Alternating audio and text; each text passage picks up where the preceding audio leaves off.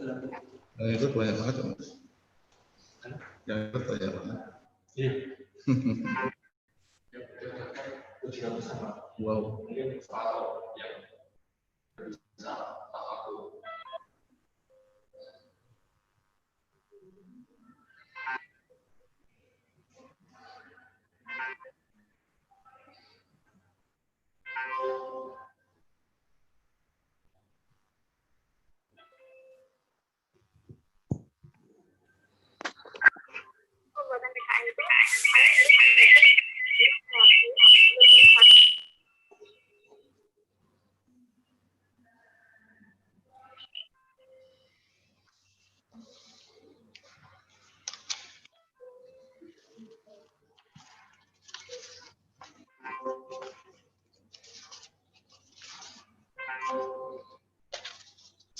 Pesertanya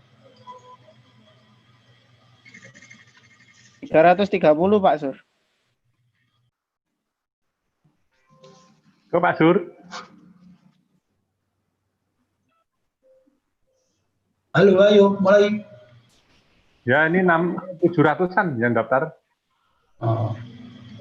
Apa-apa kalau ngatur kunjul malah air apa-apa, Pak. Ya. Mas Wildan mulai, Mas.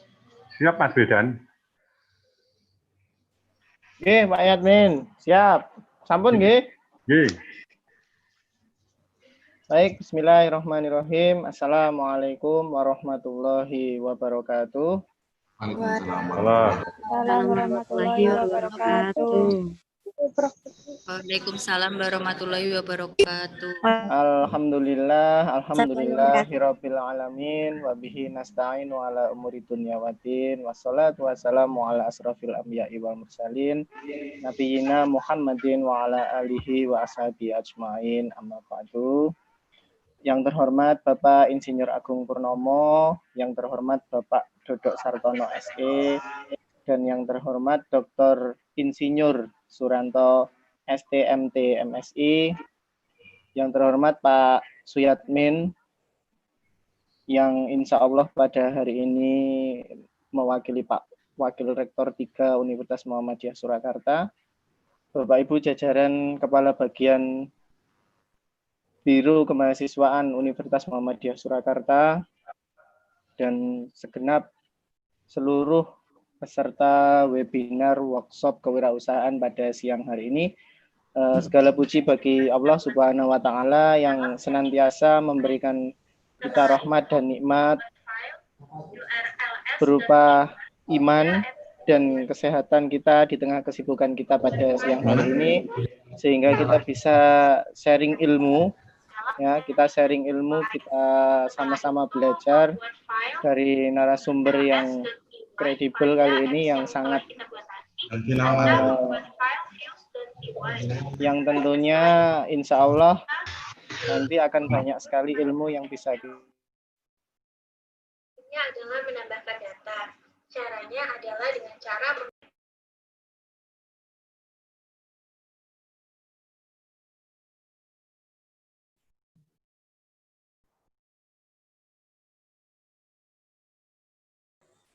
Ada suaranya. Nih. Ada suaranya.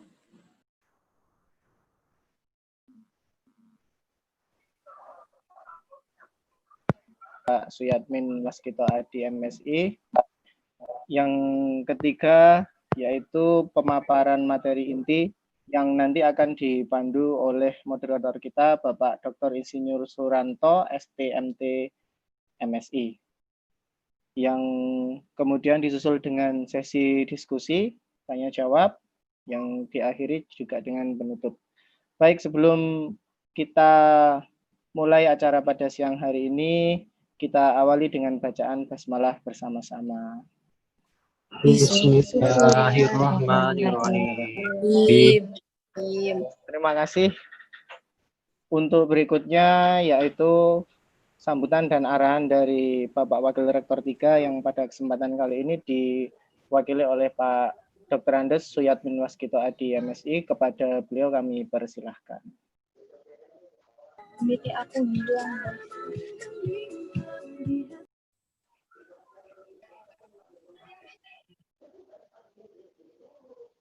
Mas Ridwan, Pak Yatmin diminake, Pak. Assalamualaikum warahmatullahi wabarakatuh. Waalaikumsalam warahmatullahi wabarakatuh.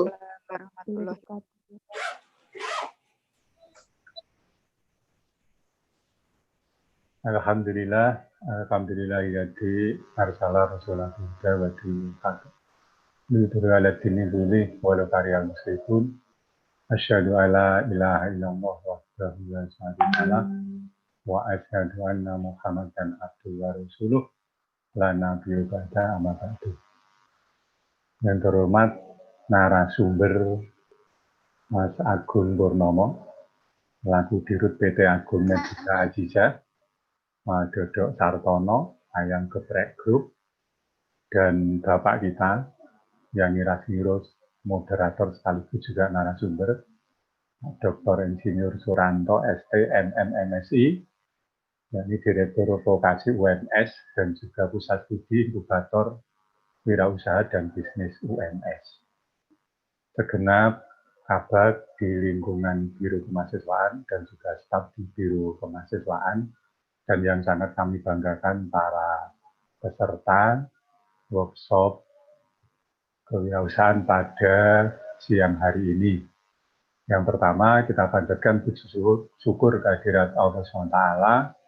Pada siang hari ini kita masih diberikan kesehatan, diberikan kekuatan, dan juga kenikmatan luar biasa, sehingga bisa Tolabul Ilmi bisa bergabung untuk mengikuti workshop kewirausahaan yang digagas dari Biro Kemahasiswaan UMS, bekerja sama dengan para narasumber dan narasumber dari Mas Agung dan Mas Dodok, ini alumni dari UMS. Jadi alumni dari UMS itu memang sangat membanggakan, termasuk prestasi-prestasi UMS yang cukup membanggakan. Sehingga kita tampilkan narasumber-narasumber yang cukup handal, yang sukses terutama di dunia bisnis. Bapak, Ibu, dan para peserta yang berbahagia,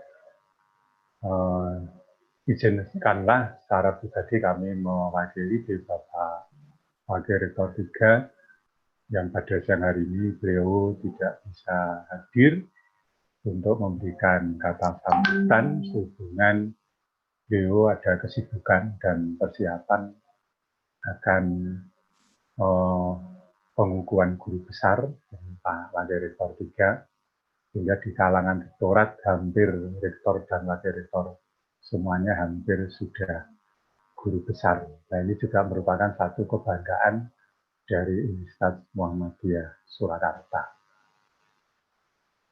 Workshop kewirausahaan pada siang hari ini secara rutin tiap tahun kita selenggarakan, dan pada siang hari ini kita mengambil satu tema, mencetak entrepreneur kreatif dan inovatif, dan ini juga digagas kerjasama antara ACIC, Biro Kemahasiswaan, dengan para narasumber yang juga didominasi oleh alumni.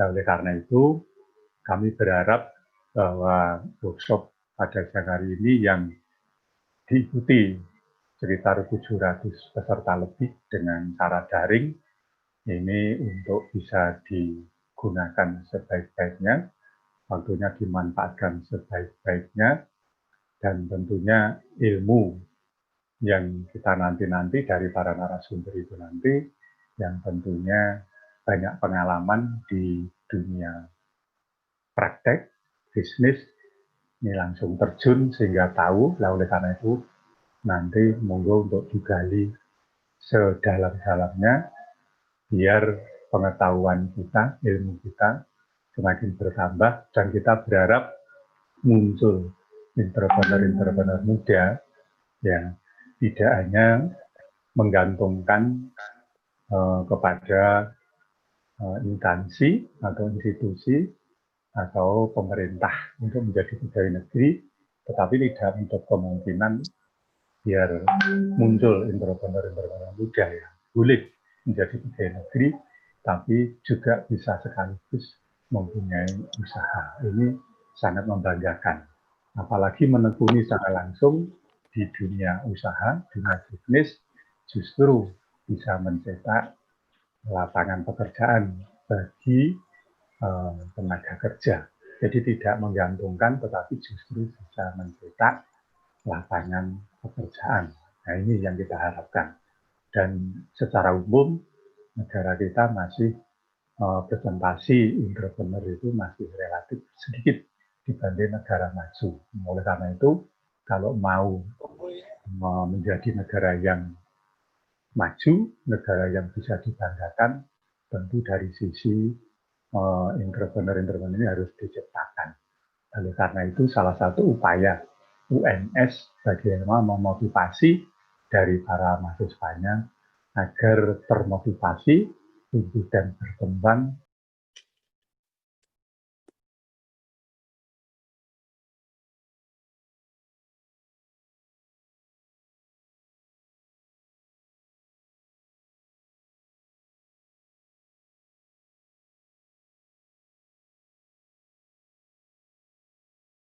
Jam setengah 12 ini sudah standby untuk memberikan pengetahuan, pengalaman, dan ilmunya kepada adik-adik yang bisa bergabung di workshop kewirausahaan daring pada siang hari ini.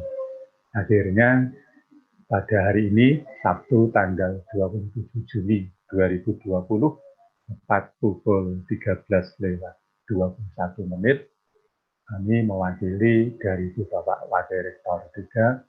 Untuk itu, workshop kewirausahaan daring dengan memohon ridho Allah SWT memberikan manfaat atas pencerahan workshop pada siang hari ini.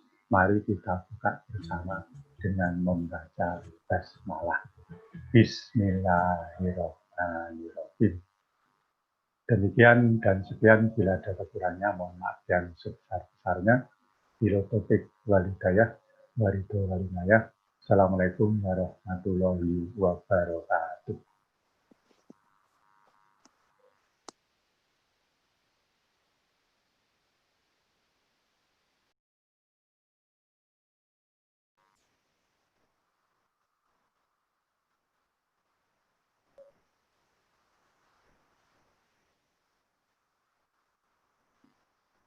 Monggo Mas Yudan. Oke, matur nuwun Pak Yatmin atas sambutan dan arahannya. Langsung saja berikutnya yaitu pemaparan materi inti kita pada siang hari ini, tapi tentunya akan dipandu oleh moderator handal kita, Pak Dr. Insinyur Suranto STMT. Pak Suranto, bisa mendengar suaranya nggih? Bisa. Nggih. Baik, sebelumnya saya bacakan biodata beliau sebagai moderator. Nama Dr. Insinyur Suranto STMT. STMM MSI, lahirnya di Sragen, pekerjaan. Beliau adalah peneliti senior di Pusat Studi Inkubator Wirausaha dan Bisnis UMS. Yang kedua, peneliti di Pusat Studi Logistik dan Optimasi Sistem Industri, Teknik Industri UMS, dan beliau juga menjabat sebagai Direktur Sekolah Vokasi. Tanpa menunggu waktu lama lagi, kami persilahkan Pak Suranto untuk menjadi moderator pada workshop kewirausahaan siang hari ini. Kepada Pak Suranto kami persilahkan. Assalamualaikum warahmatullahi wabarakatuh. Terima kasih sahabat semua, para sahabat entrepreneur dimanapun berada. Siang hari ini guru-guru kita ACEC maupun Biro Kemahasiswaan Universitas Muhammadiyah Surakarta mengadakan workshop tentang enterprise, bagaimana mencetak wirausaha kreatif, inovatif. Dan kebetulan dua narasumber kita adalah alumni Universitas Muhammadiyah Surakarta. Sahabat semua yang dirahmati Allah SWT, marilah kita bersyukur kepada Allah SWT yang Maha Menatap, yang membolak-balikkan hati hambanya, yang menggenggam segala maha. Marilah rasa syukur itu selalu kita tingkatkan, dan tak lupa kita berdoa semoga pandemi ini cepat selesai, yang sakit semoga cepat sembuh, Amin. semoga amalnya diterima Allah Subhanahu wa Ta'ala. Amin. Sahabat semua, di siang hari ini marilah kita bersama-sama sharing, belajar, mengkaji bersama tentang enterprise. Gunakanlah as-saihatu wal farahu, kesehatan dan kesempatan kita ini untuk hal-hal yang terbaik. Itu bukti salah satu implementasi mensyukuri nikmat Allah Subhanahu wa Ta'ala. Sebagaimana hadis Rasulullah, khairun nas antafa'um linnas, sebaik-baik kalian semua adalah orang yang bermanfaat bagi yang lainnya. Nah, merujuk itu, Allah Subhanahu wa Ta'ala juga berfirman di dalam Quran surat Al-Lail ayat 4, inna sa'yakum lasatta, sesungguhnya usaha kamu memang berbeda-beda. Ini membuktikan bahwa setiap insan, setiap manusia memiliki bakat, memiliki potensi, passion yang berbeda-beda. Nanti setelah lulus kuliah ataupun passion kemana kita menentukan jalan hidup, apakah kita langsung ingin bekerja, melanjutkan pendidikan lebih tinggi, atau berwirausaha. Nah, seseorang yang melakukan pekerjaan sesuai passion itu, maka akan mendapatkan 4E. Yang pertama, dia akan enjoy, nyaman, akan easy, mudah menjalankannya, tentu akan excellent, akan unggul dan on, lebih produktif di dalam menjalankan passionnya masing-masing. Sebagaimana Astamun, kemudian Mitsusuki Masasuku menyatakan bahwa sebuah negara itu akan sejahtera minimal memiliki 10% dari jumlah penduduknya. Nah, di Indonesia ini masih minim sekitar 2-3% yang mengambil jalan di bidang enterprise. Nah, sahabat semua, seminar nasional yang diselenggarakan oleh ACEC dan Biro Kemahasiswaan Nurah Muhammadiyah Surakarta ini menghadirkan para entrepreneur doing yang telah melakukan tindakan, dan beliau semua adalah alumni Nurah Muhammadiyah Surakarta. Ingat, spirit wirausaha adalah merubah kotoran menjadi emas. Nah, ini yang pertama, narasumber kita tidak asing, beliau adalah alumni dari Universitas Muhammadiyah Surakarta, jurusan Teknik Sipil. Beliau angkatan 94, beliau juga lahir di Sragen. Pembicara kedua juga lahir di Sragen. Kebetulan saya juga lahir di Sragen. Tapi semuanya Universitas Muhammadiyah Surakarta. Saya bacakan biodata beliau. Beliau adalah Insinyur Agung Purnomo, lahir di Sragen, pendidikan Teknik Sipil Universitas Muhammadiyah Surakarta. Pekerjaan saat ini Direktur PT Sri Rezeki Azizah dalam bidang gas dan proyek perumahan. Kemudian Direktur Utama CV Sedayu dalam bidang batik dan tenun boyor. Ini semuanya ekspor tenun boyor kebanyakan ke Timur Tengah. Yang ketiga, Direktur PT Sri Koyo Farm, peternakan ayam dan RPA. Kemudian yang keempat, Direktur CV Decking and Woods, ini woodworking, jadi tentang pengolahan kayu. Yang kelima, Direktur PT Agung Medika Azizah, ini dalam bidang kesehatan yaitu rumah sakit. Sungguh luar biasa, passionnya adalah seorang pengusaha. Padahal cita-citanya dulu mungkin menjadi insinyur teknik sipil, bekerja di departemen pekerjaan umum, atau ingin menjadi Pak ahli konstruksi dan sebagainya. Tapi ini menjadi seorang pengusaha. Nanti akan kita bedah, kita kupas dengan pertanyaan-pertanyaan yang menggelitik tentunya dari teman-teman sahabat semua, maupun nanti pertanyaan dari saya, supaya keluar, tereksplor, ya, apa yang ingin disampaikan kepada sahabat semuanya. Demikian untuk biodata pembicara 1, kami persilahkan sahabat saya, Mas Agung, saya panggil Mas, biar selalu semangatnya muda, karena seorang entrepreneur itu, walaupun 70 tahun, tapi semangatnya selalu muda, ingin ada perubahan, dan perubahan. Silahkan Mas Agung.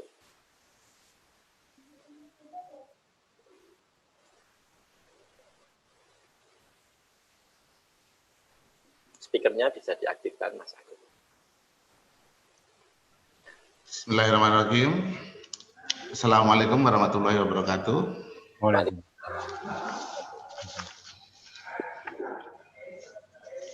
Yang saya hormati Bapak Suyatmin, yang saya hormati kakak saya Mas Suranto, juga Mas Dodok, yang saya sayangi semua adik-adik angkatan saya yang jadi peserta workshop hari ini.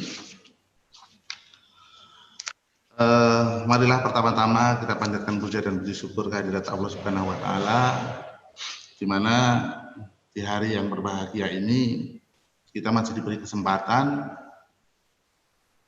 untuk bareng-bareng belajar lah, berbagi ilmu dan pengalaman yang sudah kita dapat selama menjalani hidup.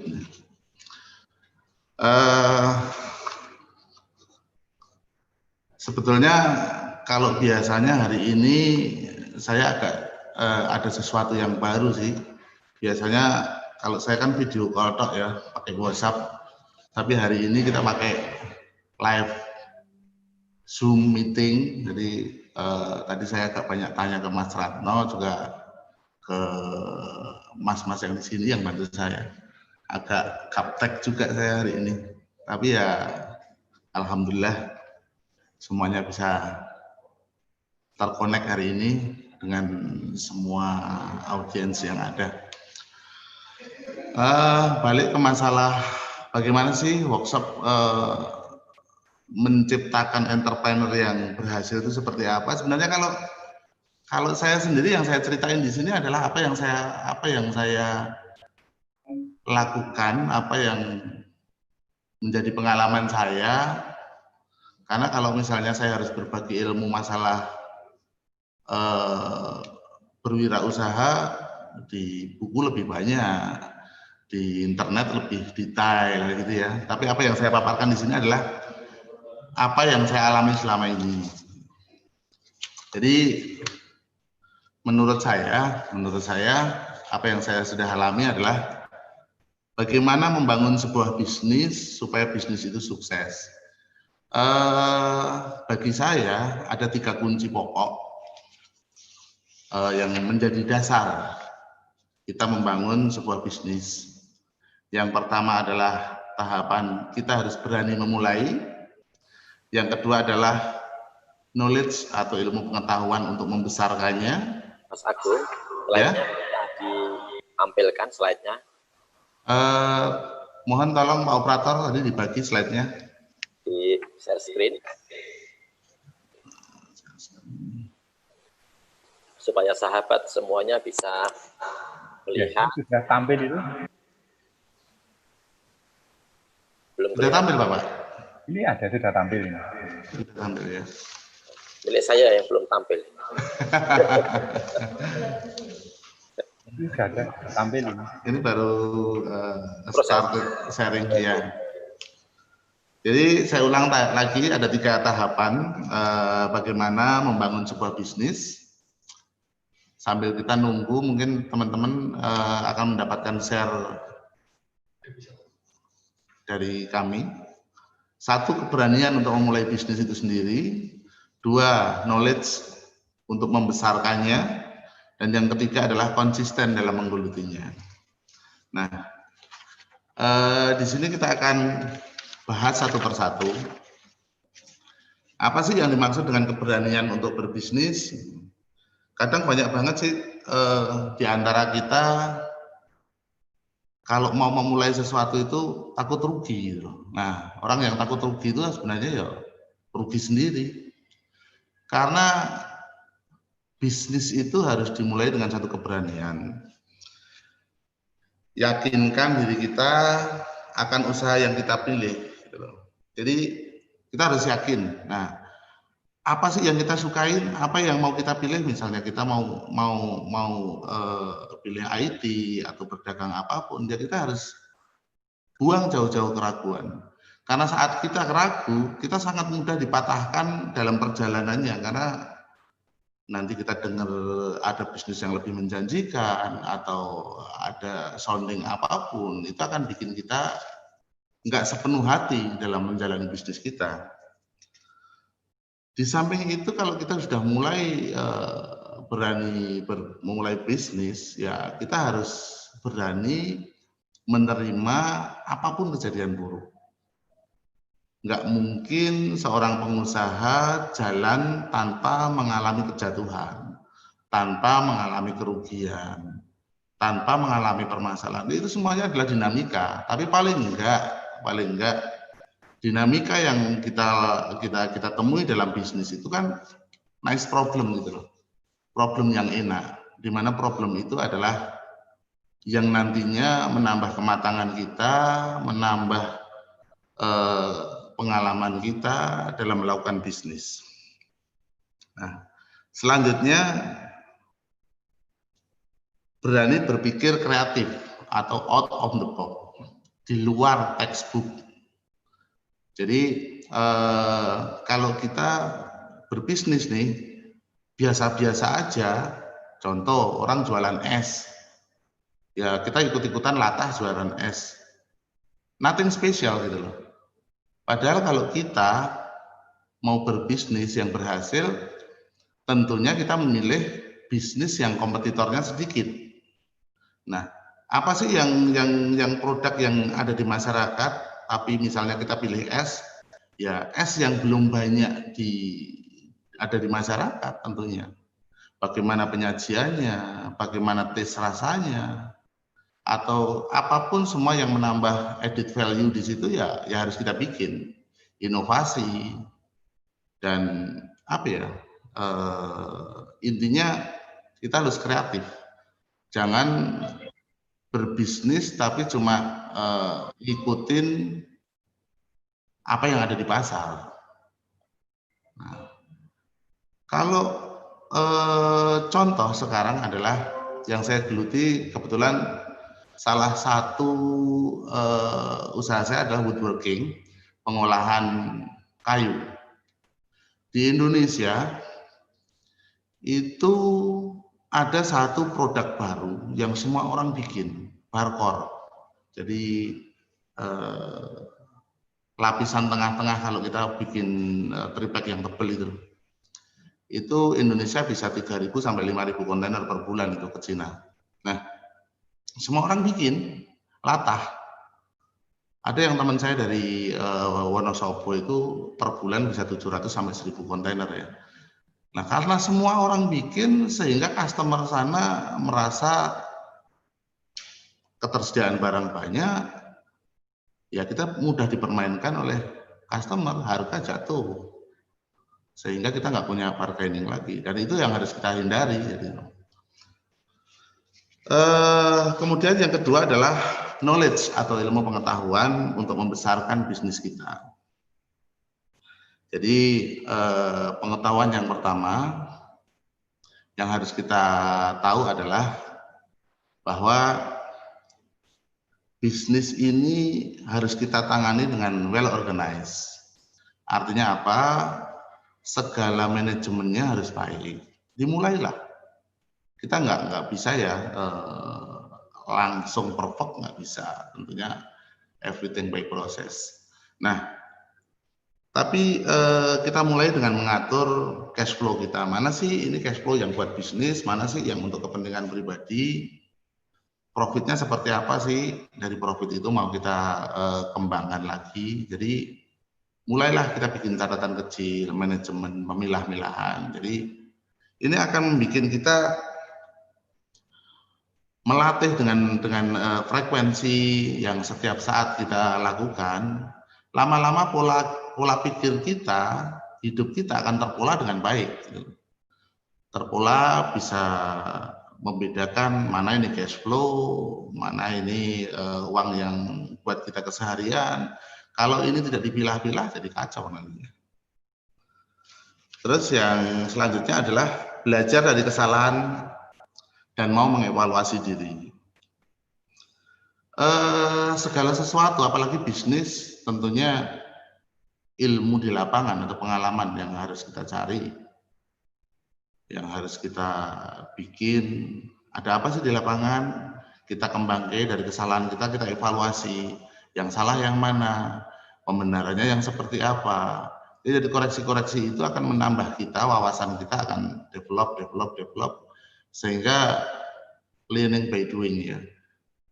Kita semakin luas wawasannya, semakin tambah wawasannya, sehingga saat kita menghadapi satu permasalahan, ya balik lagi ke nice problem. Dinamika kerja, saya pikir sangat nyaman dan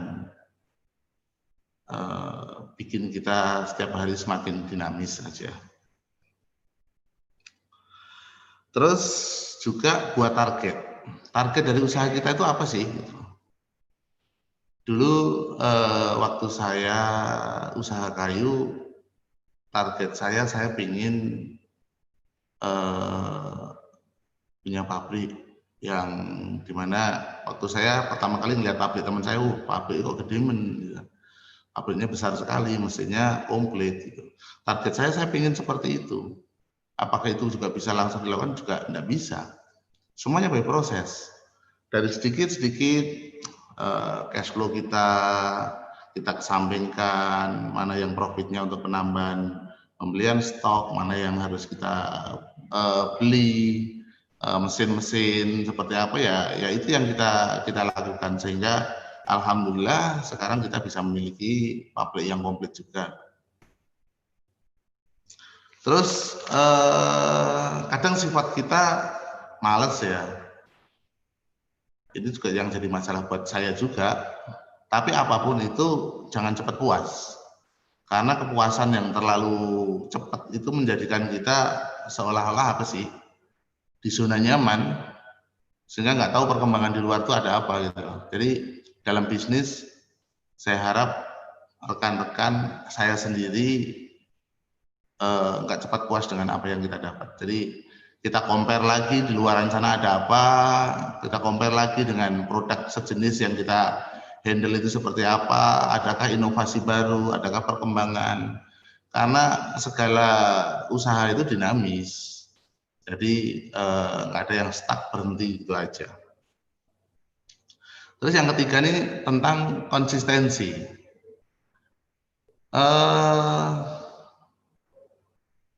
Contoh tukang cukur lah. Banyak tukang cukur, tapi tukang cukur yang bagus nggak banyak gitu loh. Jadi kita konsisten, fokuslah pada bisnis yang kita geluti. Jadi dari bulan pertama kita konsisten, kesalahannya seperti ini. Keberhasilan itu nggak instan, keberhasilan itu by proses semuanya. Jadi finalnya seperti apa? Karena kalau kita ngomong let's see Alibaba ya, Alibaba juga nggak setahun 2 tahun dia bisa sukses seperti itu Jack Ma. Jadi semuanya by proses, jangan cepat puas. Terus jalankan bisnis yang kita kuasai. Ya paling nggak kalau kita mau mulai bisnis itu kita tahu dulu gambarannya kayak apa sih. Oh saya mau bisnis handphone, pastinya kita kan tahu handphone dulu gitu loh. Jangan lakukan bisnis yang kita sama sekali nggak mudeng. Terus jangan mudah terlena baik dengan keberhasilan ataupun peluang baru. Kadang saat kita sudah usaha kita karena kerja keras kita sudah mulai membuahkan hasil, nah ada mulai teman atau di media atau apapun mempengaruhi kita, usaha itu kita enak ya, usaha itu profitable ya, sehingga kita jadi ragu-ragu gitu loh, tidak fokus lagi, nggak konsisten lagi di situ. Saat kita mulai nggak ragu-ragu, kita buka usaha baru sementara usaha lama belum terfokuskan. Nah ini nanti akan banyak masalah. Tentunya masalah pertama adalah running cash flow. Modal dari usaha main bisnis kita akan kita larikan ke sana dan itu akan mulai awal masalahnya di situ. Terus selanjutnya adalah kerja keras. Jadi apapun rencana kita, apapun misi visi kita, tentunya tidak akan memberikan dampak yang nyata tanpa kita kejar, tanpa kita istilahnya kalau orang kesuksesan itu instan nggak mungkin. Jadi semuanya harus istilahnya wong Jawa itu rekoso dhisik lah. Rekoso dhisik. Jadi kerja keras itu tidak pernah mengkhianati hasilnya. Dan yang paling penting nih, yang paling penting dalam berusaha itu, satu, usaha itu disertai doa, dan yang lebih penting lagi, jangan lupa bersedekah sekecil apapun setiap hari. Karena berbagi, karena di setiap rezeki kita itu kan ada rezeki orang lain. Jadi doa, berbagi, bersedekah akan menjadikan kita semakin baik, semakin mantap dalam berbisnis, karena dari segi hubungan kita dengan sesama ataupun hubungan kita secara vertikal ada satu perimbangan. Saya pikir dari saya, pengalaman saya cuma itu aja, nggak ada yang spesial sebenarnya, semuanya juga sudah ada. Yang bikin spesial adalah bagaimana teman-teman semua memilih satu bisnis, bermimpi. Tugas kita itu kan kalau tidur bermimpi nih. Kalau bangun tidur ya kejar mimpi itu gitu. Dengan kerja keras, konsisten. Itu yang akan menjadikan kita berhasil dalam menggeluti bisnis dan usaha yang kita pilih. Demikian paparan dari saya. Mungkin nanti kalau ada sesuatu yang kurang jelas bisa ditanyakan. Wabillahi taufiq wal hidayah. Wassalamualaikum warahmatullahi wabarakatuh.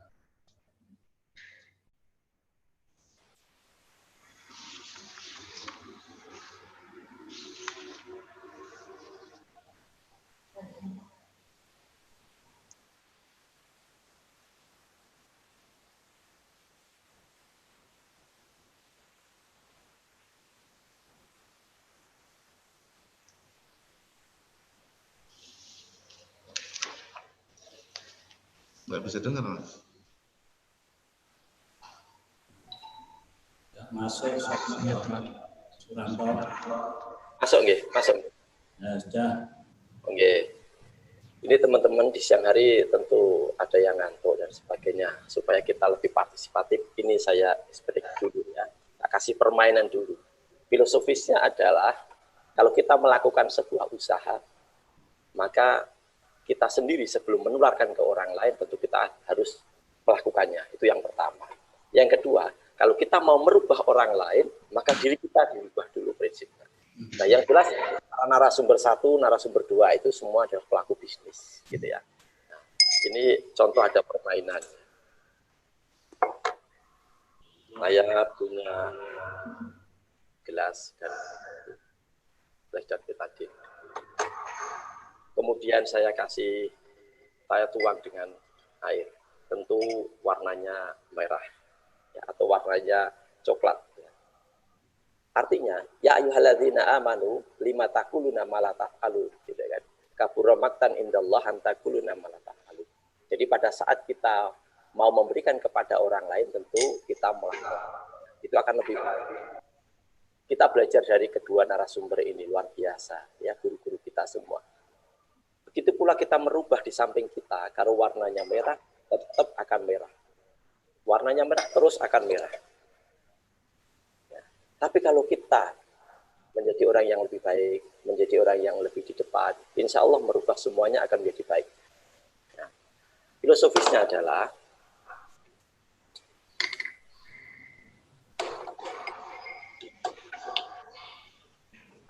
ini gelasnya, ini merah. Tapi yakinlah, kalau kita mau merubah sesuatu dengan keyakinan, sebagaimana dalam hadis Rasulullah, kita tidak jauh dari prasangka hamba.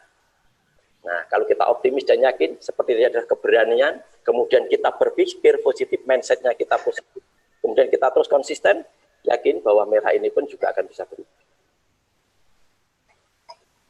Bisa menjadi putih. Nah, ini luar biasa. Ini saya sarikan yang disampaikan oleh pembicara pertama tadi. Yang luar biasa. Oke, sahabat semua, untuk selanjutnya adalah pembicara yang kedua. Ini guru saya juga.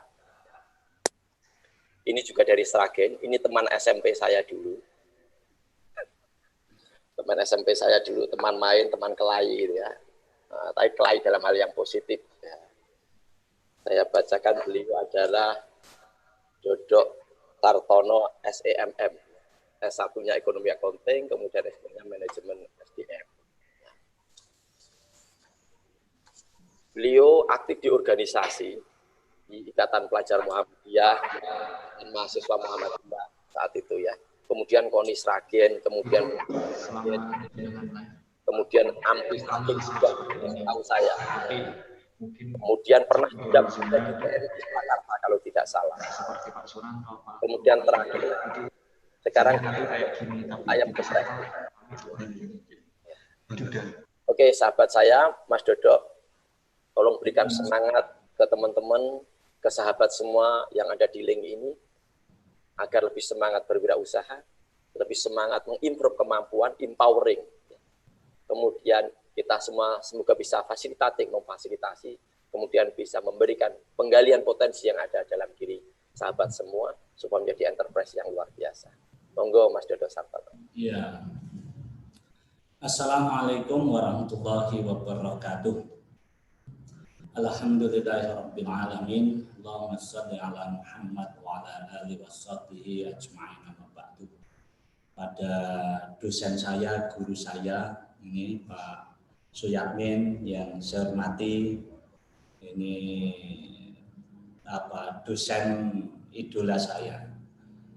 Pada sahabat saya, guru bisnis juga ini Pak Dr. Suranto yang saya hormati, Mas Agung senior saya ini Mas Agung Purnomo.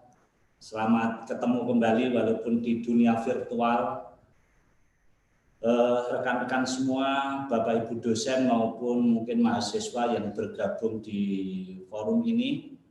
Pertama bersyukur pada Allah, saya siang hari ini bertemu orang-orang yang luar biasa, guru saya dan juga banyak ini mahasiswa generasi muda, insya Allah Indonesia masa depan tergantung rekan-rekan semua mahasiswa sekarang. Bapak Ibu yang saya hormati, rekan-rekan semua, saya sedikit menyampaikan bagaimana kita membangun jiwa entrepreneur. Saya kebetulan nanti sharing saja. Saya dulu itu karyawan pegawai. Saya jadi guru atau kepala sekolah di sekolah Muhammadiyah 2004 sampai 2010. Guru SD saya. Nah, nanti cerita sedikit bagaimana mengubah dari karyawan jadi guru, berubah total menjadi wira swasta. Saya kira ini perlu keberanian membuat keputusan. Intinya hanya masalah keberanian ya Mas Agung. Itu maka nanti bagaimana kita teman-teman mahasiswa berani membuat keputusan mengambil jalur di dunia entrepreneur. Ini hanya masalah kita berani apa enggak, itu aja. Nah, saya sedikit berbagi di slide saya. Nah ini, mungkin ini untuk renungan kita, teman-teman mahasiswa yang mungkin apalagi mau selesai untuk menentukan hidup. Kita mau hidup di mana? Di gelas yang sempit atau di tempat yang lebih luas. Kita mau jadi pegawai dengan gaji yang jelas atau jadi pengusaha dengan pendapatan yang tidak jelas. Tidak jelas itu bisa karena memang bangkrut, nggak punya penghasilan atau terlalu banyak. Karena di dunia pengusaha banyak ketidakjelasan. Nah itu. Dan setiap putusan kita, teman-teman di mahasiswa terutama peserta webinar, seperti gambaran ikan ini. Ya, seperti gambaran ini. Ketika kita meloncat ke yang lebih layak, lebih besar, mungkin rezekinya lebih banyak, ladangnya lebih subur, itu bukan berarti tanpa resiko. Teman-teman yang pegawai pun, bahkan mungkin teman-teman mahasiswa atau yang sudah kerja, yang pegawai pun, yang pengen melompat jadi pengusaha, bukan berarti tanpa resiko. Resikonya seperti ikan ini. Seperti apa ikan itu? ikan ini hanya ada dua kemungkinan. Dia tepat meloncat sehingga mendapatkan tempat yang lebih bagus, mendapatkan rezeki yang lebih banyak, lebih nyaman, atau dia meleset. Konsekuensinya apa kalau meleset? Jatuh, mati. Dan itulah dunia entrepreneur, dunia pengusaha. Jadi tidak ada zona nyaman di dunia pengusaha. Kalau pengen teman-teman berani terjun di dunia entrepreneur, ini saya bukan nakut-nakuti, tapi teman-teman mahasiswa saya kira harus siap segala resiko. Nah, nanti ini saya sampaikan getirnya dulu.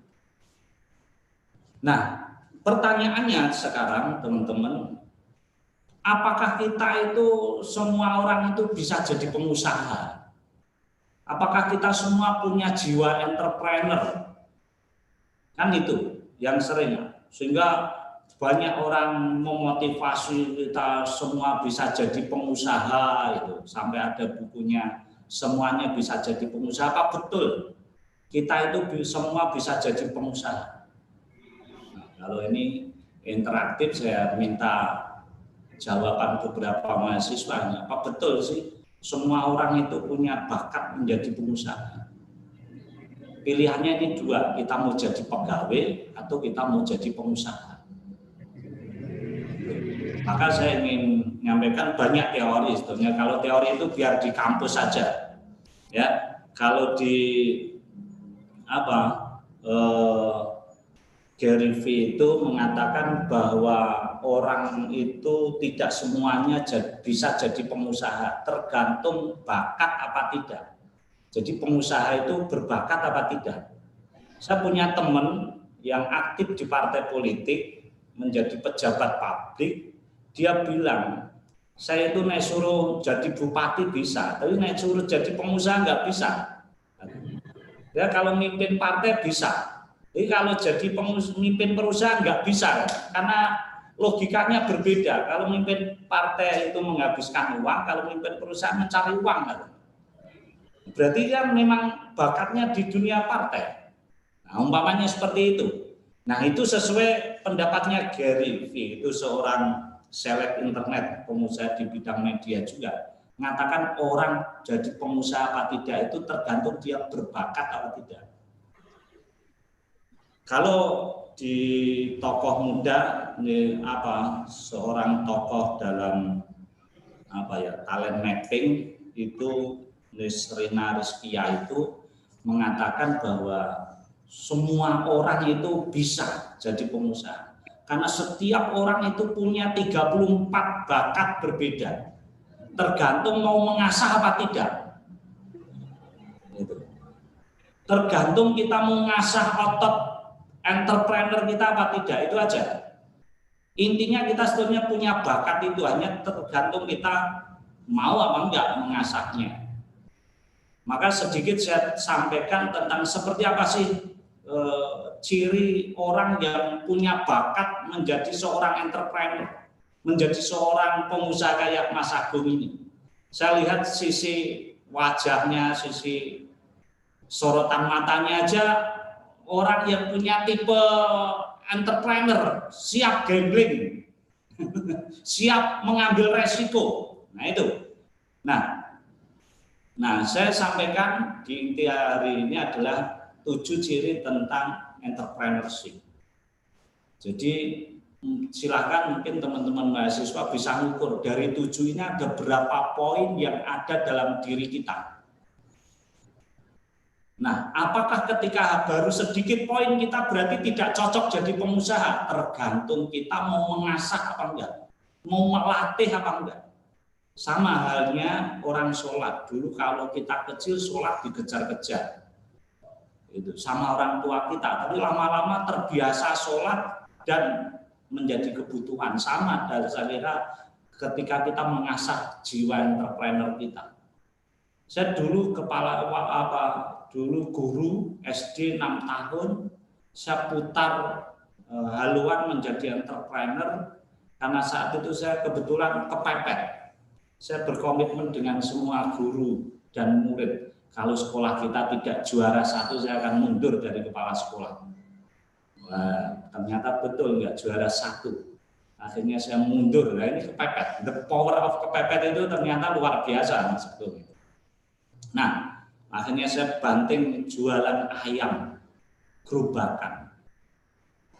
Gerobakan tepi jalan 2010 akhir September, sehingga hari kelahiran Geprek Group itu 2000 September 25.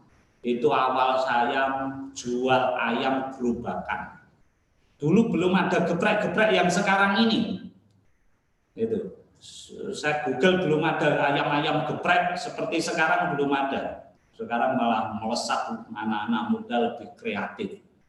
Bensu aja yang meledak baru 2017 akhir. Saya sudah 2010 mengenalkan brand geprek, malah saya lupa saat itu tidak berpikir tentang haki.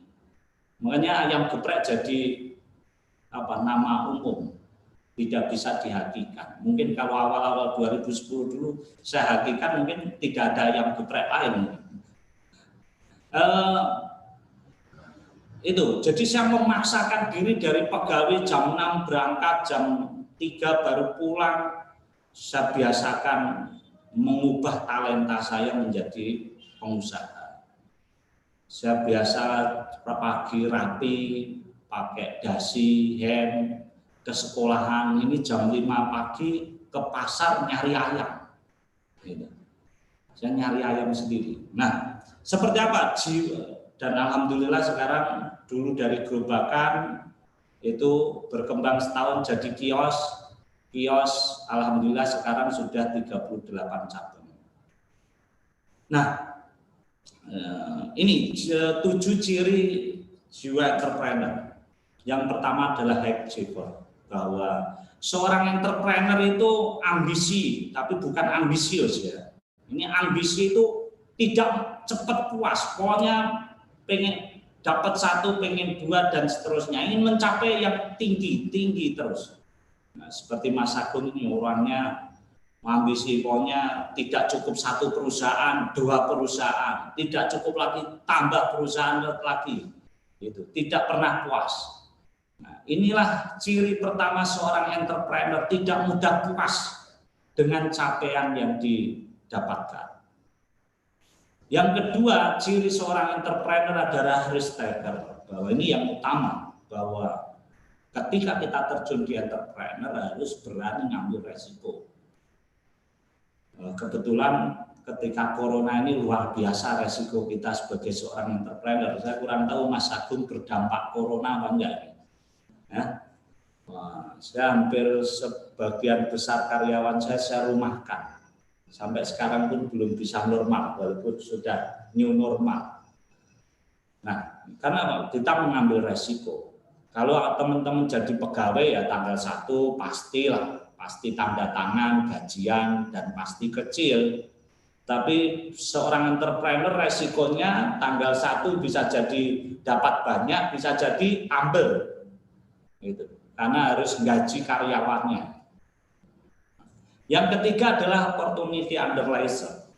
Jadi seorang entrepreneur itu bisa menganalisa kesempatan. Kayak Mas Agung tadi, melihat sesuatu aja yang kelihatan uang.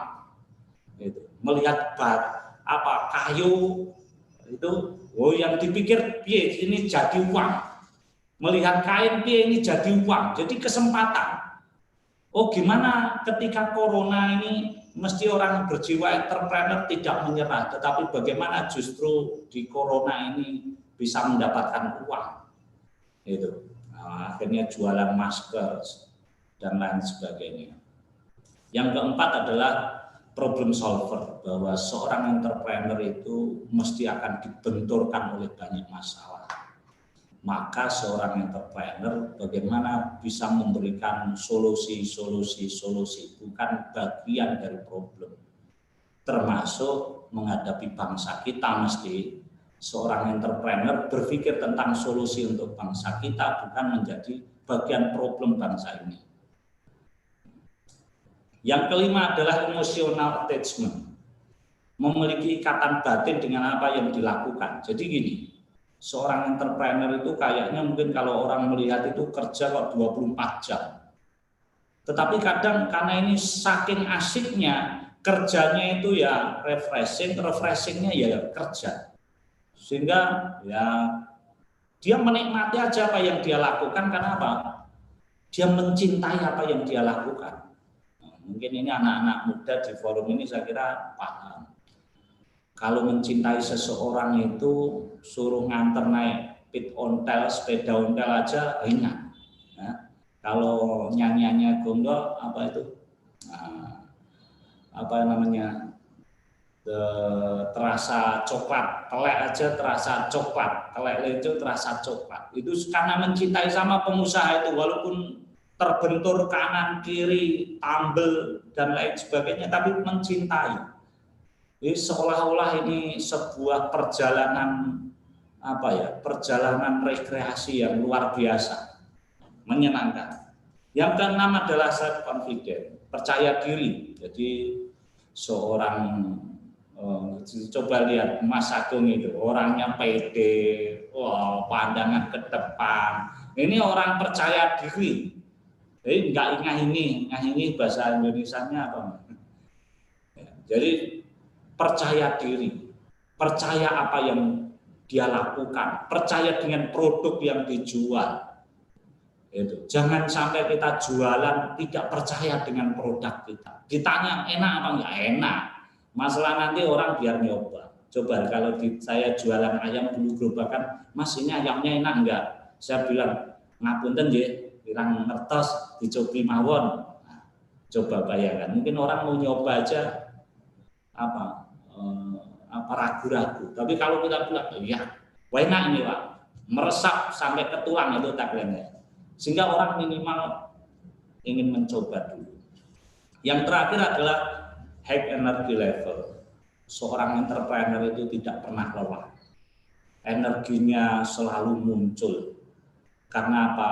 Kerjanya tidak hanya sekedar 8 jam. Terutama ketika merintis bisnis. Kalau sudah bisnisnya jalan kayak Mas Agung, mesti ya usaha jalan, pengusahanya jalan-jalan. Tapi kalau ketika rintisan kerjanya tidak cukup 8 jam, kalau perlu 26 jam sehari. Itu perintisan. Nah, itu 7 ciri. Teman-teman silahkan mahasiswa lihat berapa ciri ada dalam diri kita. Kalau masih sedikit, bukan berarti kita tidak berbakat jadi pengusaha. Hanya perlu kita tumbuhkan, kita latih. Insya Allah bisa.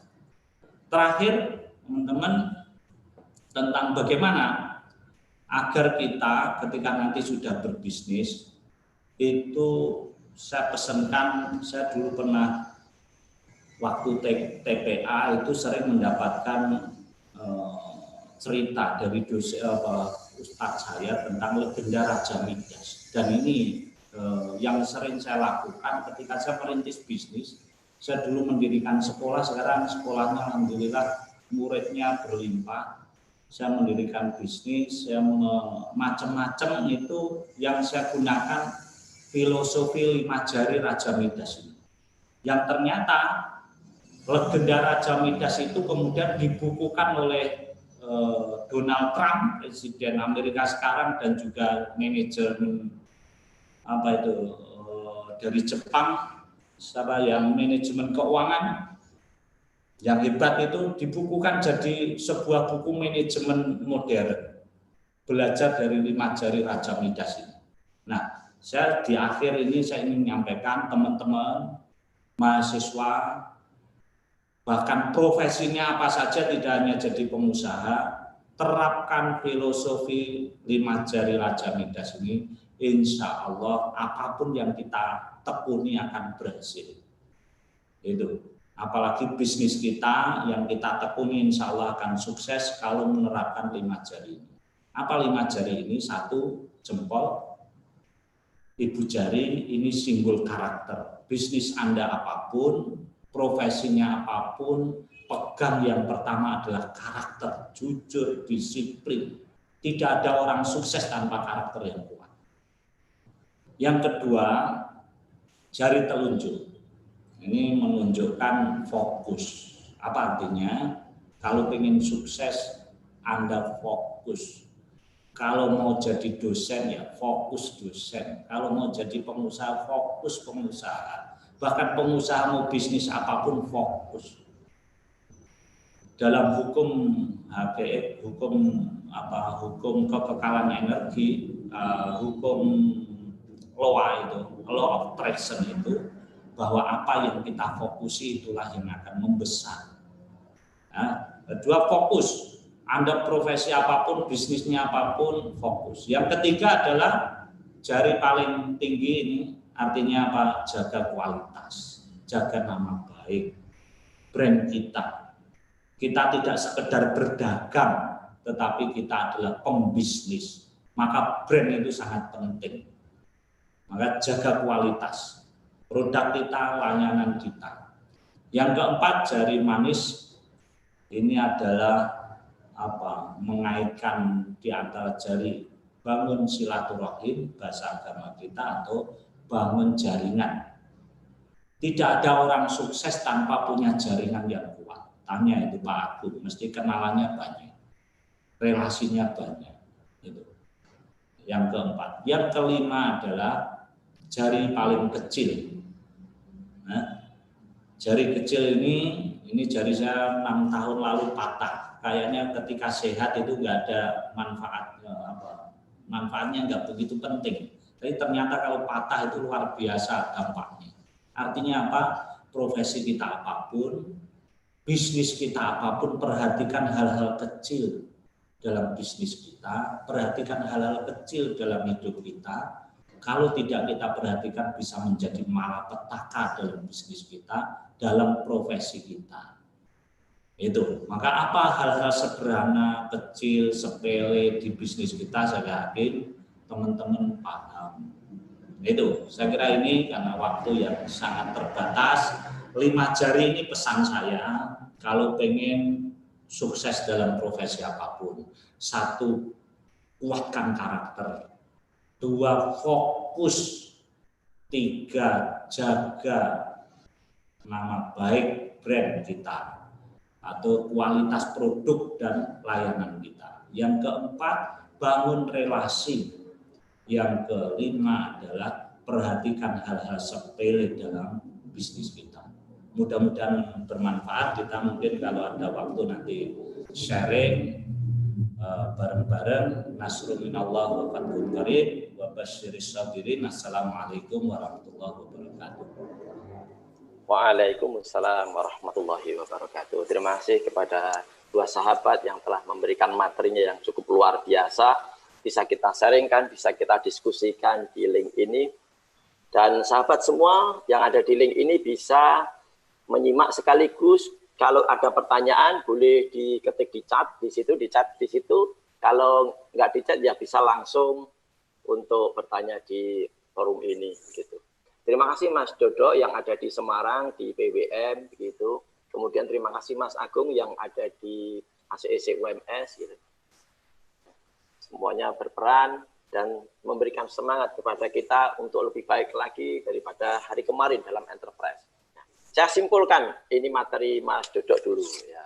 Jadi kalau kita mau sukses, maka kita tentu intinya punya kunci-kuncinya. Salah satu kuncinya adalah fokus, kemudian kerja keras nih ya.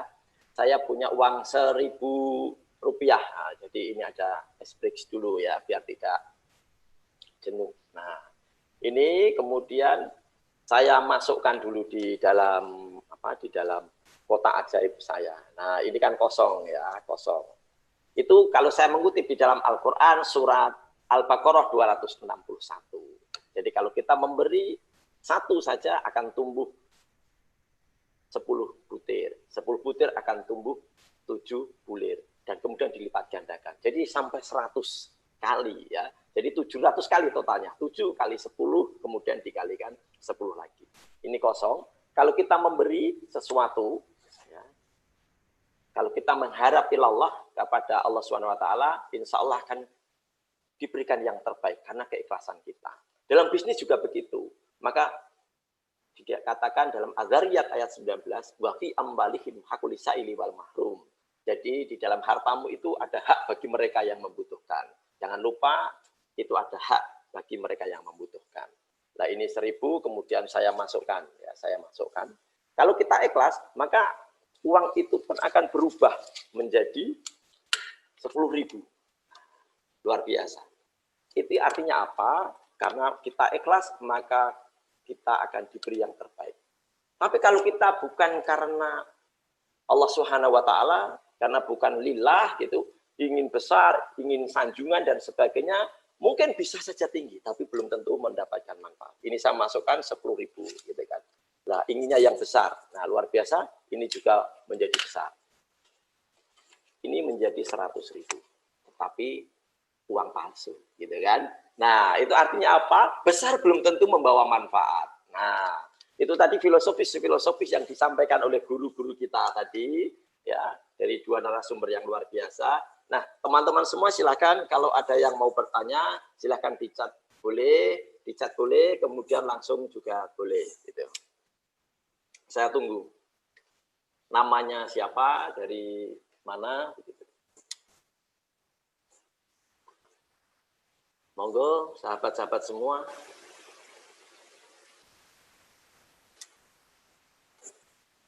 Oke, kelihatannya masih belum mau bertanya. Ini saya ada pertanyaan ini. Kalau nggak ada pertanyaan, menjadi talk show ini nanti ya. Nah, oke. Ini pertanyaan kedua narasumber. Saya ingin cerita, karena saya dulu tahu waktu masa kecilnya, begitu ya. Dan teman mainnya, Mas Duduk saya juga tahu betul ya. Oke. Mohon satu soal ini untuk dua narasumber sebagai pemantik ataupun sebagai stimuli supaya teman-teman nanti bisa untuk lebih bertanya lebih detail. Apakah modal itu penting, begitu ya? Menjadi prioritas utama saat melakukan usaha. Karena dari teknik sipil aja harusnya bisa begini-begini, tapi menjadi pengusaha kan sampai punya 5. Yang berbau teknik hanya 1, yang 4 tidak berbau teknik. Ya. Ada yang kesehatan, gitu kan? Ada yang kesehatan, kemudian juga atau rumah sakit ya, kemudian ada peternakan ayam, begitu kan? Nah, kemudian ada yang batik dan tenun goyor, gitu kan? Ini yang ekspor ini ya. Nah, yang masukkan satu hanya proyek perumahan saja. Nah, itu untuk menutupi gelarnya saja itu logikanya, gitu ya. Nah, begitu pula Mas Dodok juga gitu ya. Memulai usaha apakah butuh modal? Saya tahu betul jatuh bangunnya seperti apa. Mulai dari guru, kemudian kepala sekolah gitu ya. Terus kemudian memulai usaha ya. Gerobak tadi, kemudian sudah buka cabang ya. Bisa franchise juga ke teman-teman nanti kalau mau bikin usaha tentunya. Bisa itu nanti diceritakan. Karena 87% menurut sebuah penelitian Irene Guntur bahwa sarjana di Indonesia itu tidak sesuai dengan passion dari dalam bekerja. Ya, bisa dikatakan hampir ijazahnya tidak sesuai dengan pekerjaannya. Gitu. Ini dalam penelitian 2010. Nah, mohon ini bisa dijawab satu pertanyaan ini dari Mas Agung dulu ya. Karena kalau saya guru dari guru kita Bob Tadino begitu, jangan berprinsip harus uang itu ada untuk memulai usaha. Tapi coba dibalik, harus ada usaha untuk menghasilkan uang, kan begitu. Nah, semoga berikan sedikit motivasi kepada teman-teman semuanya, Mas Agung sama Mas Dodo. Saya dulu nih Mas. Nggih. Ya. Matur nuwun Mas Ranto. Nggih. Balik lagi ke ilmu bisnis ya. Ilmu bisnis, textbook, yang ada di buku, apa yang ada di internet, itu saya anggap nothing spesial ya. Yang spesial adalah bagaimana kita meyakinkan diri kita untuk berani menjadi seorang entrepreneur. Nah, kembali ke pertanyaan tadi, apakah modal itu perlu toh? Saya jawab sesuai apa yang saya alami.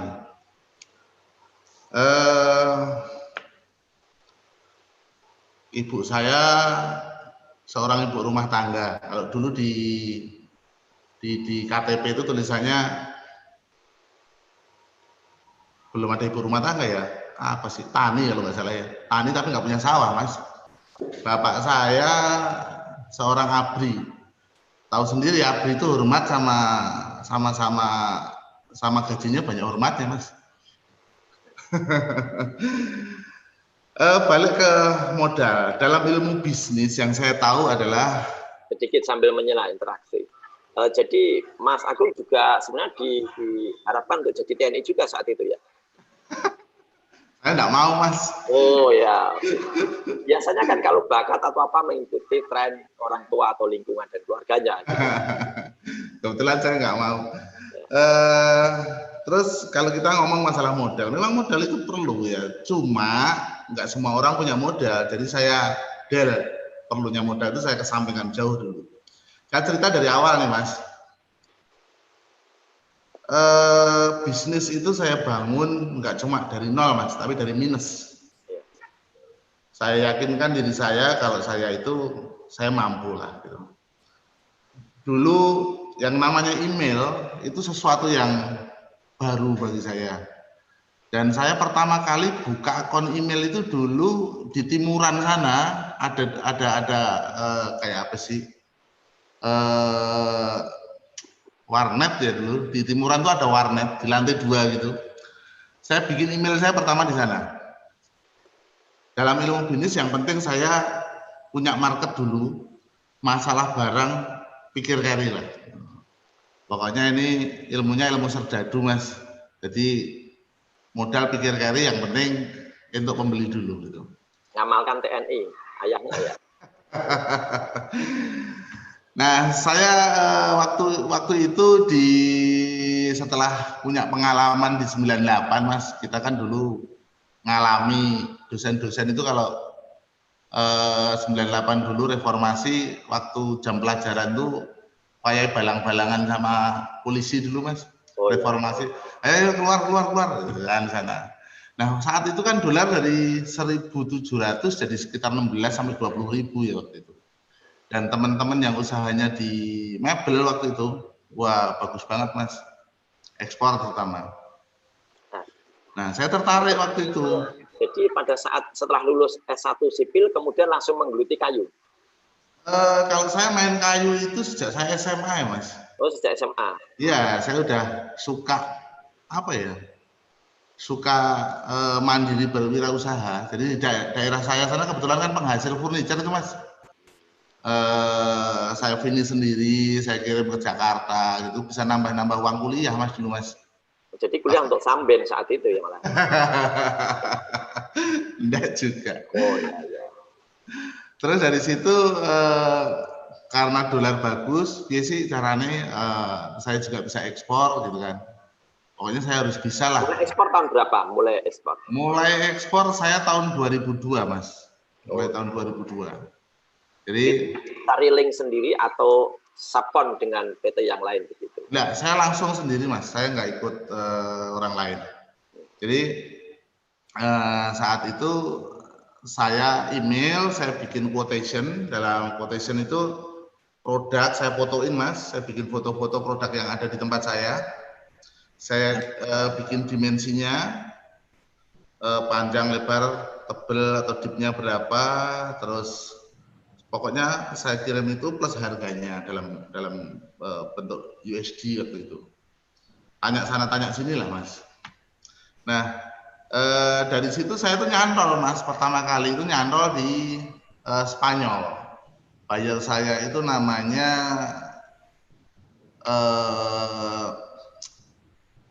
Felipe Ramirez Morales namanya. Mas Ranto, banyak pertanyaan di chat. Di chat, ya sudah. Ini biar cerita dulu aja dulu sebentar. Okay. Saat itu saya belas nggak punya duit, Mas. Okay. Saya nggak punya duit. Ya. 0 rupiah saya. Ini success story ya. Success story. Jadi saya bingung, saya mau minta ke siapa gitu. Akhirnya saya hitung harga pokok produksi saya itu 1 kontainer waktu itu trial order 1 kontainer itu sekitar butuh dana 60-an juta, Mas. Nah, waktu itu saya bingung, saya harus ngulik duit kemana? Ngutang juga saya nggak punya kolateral, Mas. Akhirnya dari pemikiran saya sendiri, saya datangi para supplier itu, Mas. Supplier yang bikin itu saya datangi. Saya bilang, Pak, misalnya harganya biasanya Rp1.000, tak beli 1.200, tapi agak mundur pembayarannya gimana gitu kan. Artinya tanpa modal berarti kan ya? Tanpa modal, Mas. Bisa saya katakan maaf seperti broker gitu kan ya? Ya, seperti pokoknya moderat, Mas. Modal jengkol dan urat waktu itu. Mas. Oh ya, oke, luar biasa itu. Itu kata kunci itu ya. Nah, setelah itu ternyata supplier itu agak ragu, Mas. Bujaki tenanan apa ora gitu. Saya yakin akhirnya mereka dalam keraguan-keraguan jalan juga. Jalan terus ke tukang finish pun saya ngomong sama, Mas tolong di finish tapi bayarnya misalnya bas borong itu biasanya Rp1.000, saya bayar 1.500 tapi bayarnya agak mundur. Akhirnya deal. Nah, dari situ berangkatlah kontainer saya pertama. Berangkat kalau sampai ke Eropa itu kan kira-kira 21 hari. Setelah 21 hari di sana sampai 1,5 bulan saya tanya kok gak ada email jawaban gitu. Setelah 2 minggu setelah sampai barang di sana, buyer itu reply saya, Mas, Agung, perfect gitu dok. Jawabnya cuma itu, perfect. Ya, luar biasa ya. Luar biasa, saya bingung, Mas. Wah, berarti barangku ini apik tenan gitu kan, bisa diterima gitu. Habis itu turun ordernya enggak 2 kontainer, Pak, 10 kontainer. Oh. Naik 5 kali lipat. Ya, plus profit pun tidak akan bisa support itu. Jadi dari pengalaman saya ini intinya adalah modal itu bukan sesuatu hal yang menjadi halangan untuk kita memulai bisnis, Mas. Yang terpenting dulu melakukan sesuatu. Ya, betul, Mas. Jadi uang bisa diciptakan begitu ya dari usaha. Betul. Tidak diraih dari usaha. Nah, luar biasa. Artinya adalah success story. Setelah itu keuangan melimpah, kemudian digunakan untuk bangun PT yang lainnya, kan begitu. Saya pernah ke sana juga, ke tempatnya Mas Agung juga luar biasa. Misalnya juga dibangun, petani-petani juga diajak untuk mandiri, untuk berkarya ya. Bagaimana kita semua bisa berdaya, kemudian kita bisa mampu ya dengan pendampingan, dengan penyuluhan maupun pemberdayaan yang dipelopori oleh sahabat kita, oleh guru kita ini juga. Sebelum ke Mas Dodo, ini banyak pertanyaan. Ini yang pertama ini dari Mbak Ria Hidayati. Assalamualaikum warahmatullahi wabarakatuh. Saya Ria Hidayati dari Fakultas Farmasi. Maaf Pak, saya mau bertanya. Misalnya kita sudah memulai bisnis, kemudian gagal. Apakah ada kiat-kiat untuk membangkitkan semangat untuk kembali memulai usaha yang baru? Nah ini gagal. Biasanya galau gitu kan. Nah ini dari Mas Dodo aja dulu yang jawab, karena dulu pernah jadi guru gitu kan, terus kemudian juga gagal gitu ya. Untuk berusaha gagal, kemudian memulai lagi. Monggo ini Mas Dodo, bagaimana supaya enggak galau gitu ya.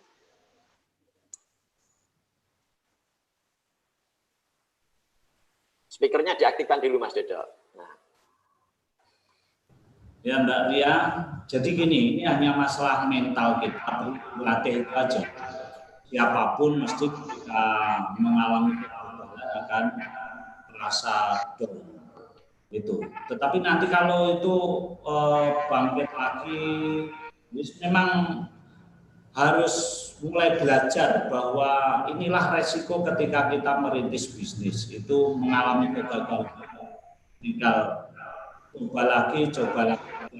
Yang penting gini, pahami dalam memulai bisnis itu modal utama jangan mengandalkan uang. Ya, uang memang perlu lah. Tetapi investasi utama kita ketika merintis bisnis itu adalah waktu kita, pikiran kita, tenaga kita. Itu investasi awal untuk merintis bisnis. Ya.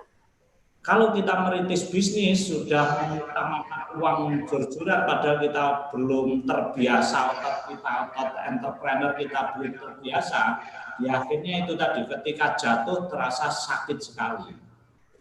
Nah, saran saya itu termasuk tadi ada yang tanya perlu modal awal apa enggak, ya modal uang secukupnya. Modal utama investasi kita waktu, pikiran, tenaga harus fokus. Ya, karena ini kerja ekstra untuk perintisan. Saya kira itu Mas. Biar terima kasih. Itu masuk jawaban success story dari Mas Dodo. Karena saya tahu Mas Dodo itu dulu juga nggak punya uang gitu ya. Tapi sekarang menjadi pengusaha luar biasa gitu kan. Artinya apa? Dari hal yang kecil. Masa kecil tidak ada gambaran menjadi pengusaha, biasanya begitu, menjadi pendidik atau pengen PNS gitu, atau teknokrat gitu, tapi sekarang menjadi seorang pengusaha. Jadi tak perlu malu melakukan usaha apapun yang kecil atau sepele. Bisnis itu ibarat manusia, semua pernah menjadi bayi, jadi tidak mendadak untuk menjadi besar, kan begitu. Ya, kuncinya begitu. Oke, saya lanjutkan pertanyaan yang kedua. Assalamualaikum warahmatullahi wabarakatuh. Saya Nurul mau tanya nih, bagaimana kalau kita memulai bisnis saat COVID seperti saat ini? Sedangkan banyak bisnis yang gulung tikar, gitu ya. Jadi tikarnya baru ditentangkan, kemudian digulung lagi nih ya. Gimana ini? Monggo, Mas Agung Purnomo. Saya kutip satu statement dari Mas Dodo tadi bahwa the power of pepet yaitu orang kepepet itu memang jadi luar biasa sih. Salah satu contoh adalah kondisi COVID sekarang ini. Dengan kondisi, tapi jangan salah loh, Indonesia dengan kondisi COVID seperti ini adalah salah satu negara yang ekonominya tetap ada growth-nya, ada peningkatannya, meskipun lambat. Jadi simpelnya adalah semua teman saya yang ada di WA itu semua nawarin produk makanan, Mas, saat COVID seperti ini. Nah, sebenarnya kalau di COVID ini banyak peluang yang bisa kita lakukan. Contoh gini, Mas, ini pengalaman lagi ya, Mas ya, pengalaman lagi. Saya dulu banyak jual masker, Mas, COVID itu. Masker, APD, saya banyak jual. Nah, terus ada kebijakan pemerintah bahwa alat-alat kesehatan, masker dan APD ini nggak boleh diekspor. Karena apa? Takutnya kepentingan dalam negeri nanti kurang, gitu kan. Nah, selanjutnya saya masih melakukan ini juga. Jadi saya kebetulan ada teman jaringan yang kita bentuk seperti advisnya Mas Dodo, kita harus bentuk jaringan. Saya punya teman yang ada di Wuhan sama ada di Singapura. Itu kita bikin satu grup. Bagaimana sih kita nyari suplai masker dan APD, glove, sarung tangan, bahkan rapid test ya. Saya suplai itu ke Italia, saya suplai itu ke Kanada, saya suplai itu ke Prancis. Jadi COVID sebenarnya bukan sebagai satu halangan untuk kita terus stuck dan demotivasi untuk memulai bisnis. Banyak kok bisnis yang bisa kita kelola dalam kondisi COVID ini. Dan satu hal lagi, Mas, yang lebih penting dengan COVID ini adalah membuktikan, terbukti negara kita itu luar biasa. Kalau orang bilang kolam susu, emang kolam susu, Mas. Jadi alhamdulillah bisnis saya tidak pernah terdampak dengan kondisi COVID. Justru kita belajar di sini bahwa negara-negara maju seperti negara kita sekarang jadi negara maju loh, bukan negara berkembang lagi. Itu di garis bawahi. Saya kebetulan suplai kayu ke berbagai negara. Satu hal aja kayu, yang kedua hasil tambang misalnya nikel ya. Negara-negara itu jadi satu ketergantungan pada Indonesia. Nyatanya mereka harus pastikan bahwa stok untuk manufakturing mereka itu 5-10 tahun ke depan tidak terganggu. Meskipun COVID, tetap aja suplai material harus tetap jalan. Karena kalau sampai ini stuck juga, di sana akan terjadi stuck atau jeda manufakturing, efeknya ke arah PHK atau seperti apa dari kondisi manufakturnya. Jadi saya pikir untuk COVID ini banyak yang bisa kita lakukan. Bisnis kita mulai dari bisnis online, terus kita kelola apapun yang bisa kita online kan. Ya itu tadi, hampir semua teman kita nawarin. Sekarang apalagi sekarang udah ada Gojek, ada GoSend, ada apapun lah online. Semua itu kita manfaatkan untuk support bisnis kita. Dari saya seperti itu, Mas. Aplikasi itu laku gitu ya? Ya. Oke, terima kasih Mas Agung. Coba Mas Dodo, kira-kira usaha real apa ini di masa pandemi? Ini teman-teman semua ingin pencerahannya gitu. Ya, gini teman-teman, saya melakukan inovasi ketika resto dine-in itu sangat berkurang. Saya omset saya turun sampai 30%.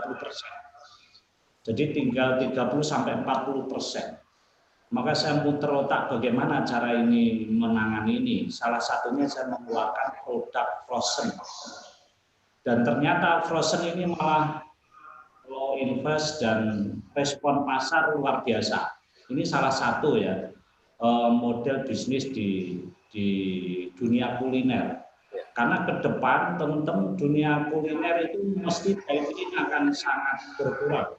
Apalagi resto-resto yang target marketnya middle up, menengah ke atas, itu mesti semakin takut datang ke resto. Maka satu frozen. Saya bahkan frozen saya pakai reseller online. Jadi hampir tanpa modal mereka bisa jualan ayam frozen. Nah, yang kedua, seandainya teman-teman mau, saya berbicara banyak di kuliner ya, karena ini bidang saya aja, daripada nanti bidang yang lain ya, saya. Kalau kuliner saya sarankan jangan besar-besar dulu, apalagi menyiapkan tempat dine-in itu yang besar, mesti investasi besar. Maka saya ini juga mengubah model bisnis saya menjadi kios-kios kecil yang cukup orang mendirikan resto, itu modal freezer sama kompor untuk goreng sama untuk manggang. Sehingga lo invest, kalau perlu cukup 10 sampai 20 juta investasi sudah punya rumah makan. Gitu. Karena modalnya cukup beli freezer sama beli kompor. Nah, ini kalau franchise dengan Mas Dodo bisa ya? Ya. Franchise dengan Mas Dodo bisa ya berarti? Bisa. Oh bisa. Karena kebutuhan saya tahu betul, kebutuhan per hari itu kemarin sekitar 2.000 ekor ayam per hari gitu ya. Karena saya termasuk mitranya, saya termasuk ketua plasma di bidang ayam. Kampung super ya, ayam joper gitu ya, Jawa super gitu. Nah, ini monggo ini Mas Dodo. Jadi pencerahannya bisa untuk bikin teman-teman kalau mau bermitra juga bisa ya. Bisa, monggo. Bisa kontak ke saya. Jadi membuat resto-resto kalau perlu jualan tanpa modal, cukup dari bahan baku itu aja. Yang penting teman-teman kuati di online, itu aja. Makan di online. Oke, saya lanjutkan kalau begitu. Ini ada pertanyaan lagi. Saya Ritma mau tanya nih, saya ingin sekali berwirausaha, sudah ikut pelatihan wirausaha. Untuk fokus ada aja halangan yang harus dihadapi, yaitu masalah keluarga. Bagaimana sih cara mengolah emosi ya, cara mengolah emosi biar bisa fokus. Nah, ini Mas Dodo dulu nih, spiritual nih. Ya, kalau emosi nanti tanya pada ustadz atau tanya pada psikologi ya. Jadi gini, ya mesti cobaan itu mesti ada. Apapun, apalagi kita mau nerjuni di dunia yang memang penuh resiko, mesti keluarga banyak was-was. Banyak keluarga orang tua kita itu agar jadi pegawai di PNS atau mungkin pegawai lainnya tanpa resiko tinggi. Nah, saya kira orang tua kita itu hanya butuh bukti, itu aja. Maka mulailah dari yang kecil. Maka ada beberapa trik bagaimana kita memulai bisnis tidak terlalu resiko. Itu sehingga orang tua kita juga tidak terlalu cemas memikirkan kita. Satu, itu pilihlah bisnis yang memang prospek. Prospek itu anggap saja memilih bisnis. Mungkin kalau saya buat tekniknya, tulis 10 jenis bisnis yang bisa membuat orang kaya. Itu aja. Baru langkah kedua dari 10 itu, pilihlah 3 saja dari 10 itu bisnis yang Anda sukai. Jadi Anda sukai. Jadi 10 bisnis yang bisa membuat kaya, istilah yang prospek. Yang kedua, pilih 3 dari 10 itu yang Anda sukai. Dari 3 ini pilih satu bisnis yang memang itu bisa Anda lakukan. mampu Anda lakukan, mampu sisi modal, mampu sisi waktu, sisi ilmu. Sehingga nanti seandainya terpaksanya bisnisnya kita belum menghasilkan uang, minimal itu sesuatu yang kita sukai dulu. Dan kita melakukan dengan senang. Itu saya kira tahapannya biar tidak terlalu beresiko. Skala prioritas begitu ya. Bagi skala prioritas jenis-jenis usaha, semoga kita bisa melakukan mana yang terbaik di antara, jadi bikin diagram Pareto ya, kan begitu. Kalau di dalam ilmu saintifiknya ada nanti bisnis model kanvas, analisis SWOT, bisnis plan, nah kan begitu ya. Di sini kelasnya coach. Ya, jadi ada 3 materi itu nanti bisa dikupas, dibedah begitu ya. Gimana kalau menurut Mas Agung ini? Bagaimana cara mengelola emosi ya supaya tadi tidak ada konflik internal tapi wirausaha jalan terus begitu. Pertanyaan bagus banget. Saya jawab gini, ilmu yang kita punya, ilmu yang tadi kita dapat dari pelatihan, dari internet, dari buku, saya anggap nothing special. Yang spesial adalah bagaimana kita bisa memanage, meyakinkan diri kita untuk memutuskan bahwa saya harus mulai berbisnis. Maka kita perlu memanage diri kita supaya semuanya harus dimulai. Gitu loh. Semuanya harus dimulai. Kalau misalnya kita punya permasalahan dengan keluarga, taruhlah, oh ya, keluarga kita baru butuh banyak kebutuhan, kalau nanti saya harus konsen di bisnis seperti apa. Justru itu jadikan itu sebagai cambuk ke kita bahwa semakin kita terbuai, semakin kita tidak akan bisa membantu keluarga kita. Tapi kalau kita jadikan itu sebagai cambuk, kita harus cepat berhasil, target kita harus berhasil, sehingga kita juga bisa mengentaskan keluarga kita, bisa bantu adik-adik kita untuk sekolah dan sebagainya. Saya pikir itu motivasi yang bagus gitu loh. Jadi jangan pernah kita tidak percaya diri. Yakinkan diri kita, kalau kita bisa, pasti bisa. Ya. Jadi terus yakin, maju ke depan, jangan maju ke belakang ya. Harus ke depan, nggak ke belakang. Sekali layar terkembang, pantang biduk kembali pulang tanpa menang, Mas. Oh ya. Harus seperti itu. Nah, kemudian ini pertanyaan selanjutnya ini. Apakah salah ini dari Mbak Yuni? Jika modal yang digunakan hasil dari minjam bank atau sebagainya, apakah nanti akan mempengaruhi perjalanan bisnis kita ini, gitu ya? Monggo, ini dari Mas Agung. Ini kan bisnisnya ada 5 PT ya, tentu modalnya besar-besar, gitu. Monggo. Bisnis itu kalau kita pengen gede, pasti kita harus melibatkan pihak ketiga. Dalam hal ini perbankan, baik konvensional maupun syariah, monggo dipilih.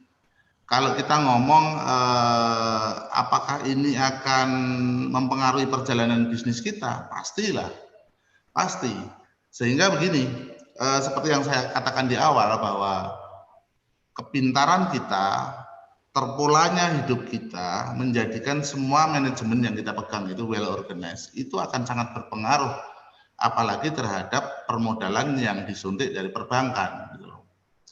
Jadi kita harus pintar-pintar memanage supaya tidak terjadi istilahnya running cash flow. Running cash flow ini modal jinggoliane atau kebutuhan rumah tangga kita itu akan jadi kacau. Jadi kita harus benar-benar konsen. Kalau misalnya kita punya hutang di bank, ya bagaimana kita bisa memanage sesuai target kita bahwa hutang itu akan tertutup seperti itu. Ya, kalau nanti sudah planning kita seperti apa, harus kita pinjam modal lagi, ya harus seperti itu. Karena tanpa itu kita tidak bisa. Demikian, Mas. Oke, terima kasih Mas Agung. Ini Mas Dodo nih pertanyaan nih.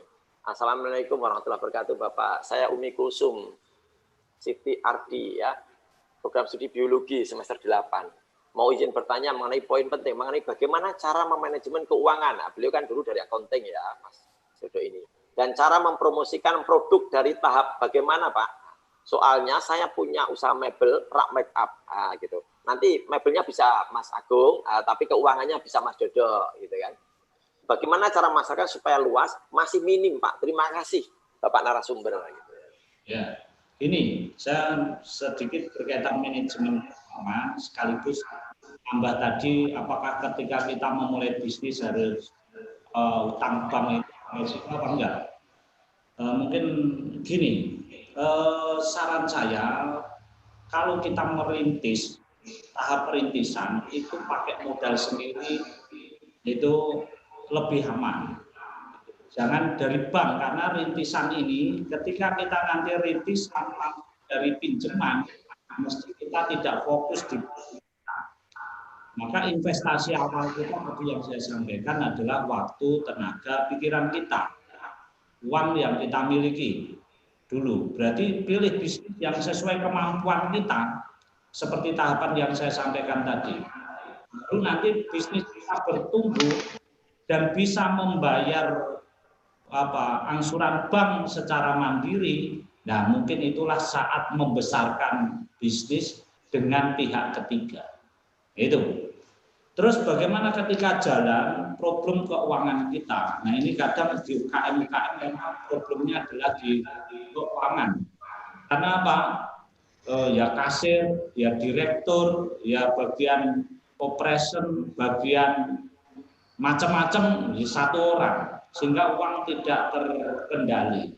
Maka menurut saya langsung aja dipisahkan betul antara uang untuk kebutuhan keluarga atau pribadi dan uang untuk usaha. Ini yang harus tegas sejak awal. Pisahkan uang keluarga atau pribadi untuk kebutuhan harian sama uang usaha. Walaupun usaha kita masih kecil, pisahkan. Kemudian yang kedua dari dipisahkan itu, yang kedua adalah utamakan untuk menggaji diri Anda dulu. Maksudnya apa? Berarti alokasikan gaji untuk diri Anda sebagai direktur, nyambi operasi, nyambi marketing tadi. Gaji diri Anda sendiri dulu. Nah, karena apa? Kita kadang lupa bisa menggaji orang, diri sendiri tidak digaji. Nah, itu, maka itu digaji. Yang kedua, selain gaji diri sendiri, mesti di dalamnya juga gaji kita berapa sesuai kebutuhan Anda dan kemampuan usaha Anda. Itu. Kebutuhan Anda sehari atau sebulan berapa untuk keluarga, menghidupi keluarga. Juga disesuaikan kemampuan. Maka ini penting dalam bisnis. Bagaimana kita dengan keluarga kita terlantar karena bisnis kita. Yang kedua dari sisa itu sisihkan untuk pengembangan cadangan modal, pengembangan bisnis kita berapapun. Kantong yang ketiga adalah untuk tabungan. Nah, kantong keempat saya sarankan adalah sedekah. Saya kebetulan di Sragen punya sekolah bisnis yang saya ajarkan dan menjadi janji peserta sekolah bisnis adalah sedekah 10% dari penghasilan. Ya udah, nanti insya Allah luar biasa efeknya ke bisnis kita dan rezeki kita. Sisihkan itu. Kalau 2,5% itu ya minimal lah gitu. Jadi pengusaha usahakan 10% sedekah, 10% nabung minimal 10%, 20% untuk tadi mungkin cadangan penambahan modal, nah, sisanya bisa untuk kebutuhan dan pengembangan untuk keluarga. Saya kira itulah intinya, inti prinsipnya disiplin memisahkan uang usaha dan uang keluarga. Oke, ini masih banyak pertanyaan nih. Saya ringkas saja karena waktunya tinggal 4 menit gitu ya. Sebentar lagi sholat asar gitu. Nah, saya bacakan aja. Saya Dinda Afri dari Fakultas Keguruan Prodi Pendidikan Biologi semester 8. Maaf Pak, saya mau tanya, jika baru memulai bisnis, misal makanan, apakah kita harus fokus satu macam makanan saja, atau kita sudah harus mempersiapkan banyak makanan, gitu kan? Artinya macam-macam makanan. Dan bagaimana caranya biar kita bisa bersaing dengan dunia luar, karena di luar sana juga banyak yang berjualan makanan. Ini yang pertama. Yang kedua, saya Febi Fitria Anggrahini Putri dari Ekonomi Akuntansi FEB. Saya mau bertanya, bagaimana cara menentukan strategi yang baik dalam menentukan peluang bisnis dan era saat ini, di mana semua bisnis sudah banyak yang terjun dalam perjualan online. Kemudian yang ketiga, saya Sarip Amin Al-Habib. Saya ingin bertanya, kewirausahaan semakin ke depannya semakin banyak inovasi dan berkembang.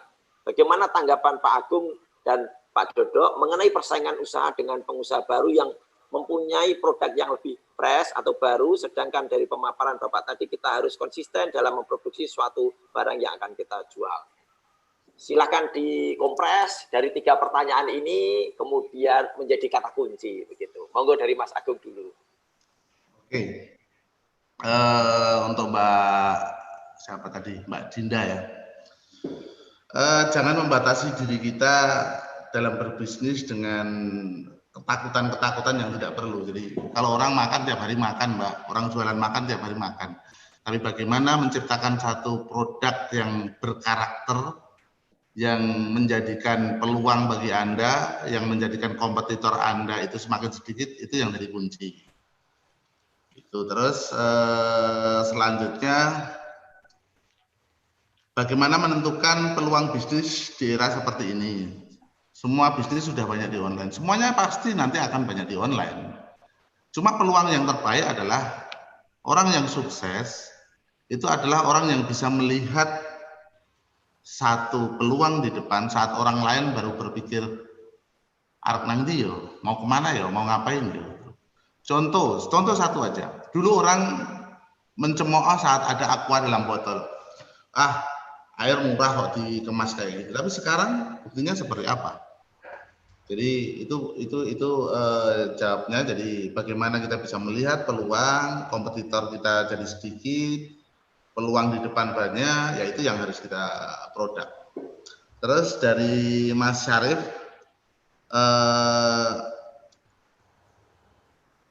bagaimana memaknai konsisten? Konsisten itu maksudnya begini, bukan konsisten dalam satu produk itu.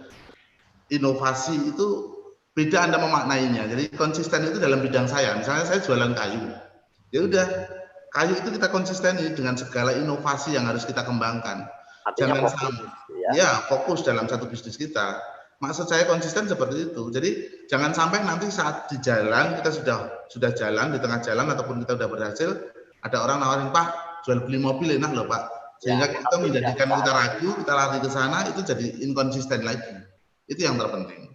Bagaimana meyakinkan diri kita, membuat satu produk yang inovatif, berkarakter, jangan pernah takut dengan segala persaingan. Kalau tanamkan di diri kita, kalau kita mampu, pasti mampu, insya Allah. Jadi konsisten dalam kekonsistenannya, ya. Iya. Jangan konsisten dalam inkonsisten, ya. Mas Dodo, ya closing yang 3 pertanyaan. Intinya gini, 1, kalau bisnis itu banyak yang melakukan, itu berarti tandanya bisnis itu banyak gulanya.